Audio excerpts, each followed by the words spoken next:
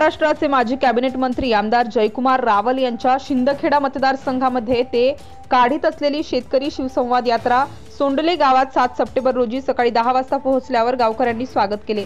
ग्रामस्थांसमोर आमदार जयकुमार रावल यांनी मार्गदर्शन केले। त्यांच्यासोबत भाजप धुळे ग्रामीण जिल्हाध्यक्ष बबनराव चौधरी तसेच पक्षाचे व विविध संस्थेचे पदाधिकारी व कार्यकर्ते उपस्थित होते। माजी कॅबिनेट मंत्री जयकुमार रावल यांनी शिंदखेडा दोंडाईचा येथील शेतकऱ्यांसाठी कार्यसम्राट आमदार जयकुमार रावल यांनी दोंडाईचा शिंदखेडा मतदारसंघामध्ये केलेल्या काम अद्भुतपूर्व असल्यामुळे त्यांना कार्यसम्राट म्हणून सुनील ओळखला जात आहे।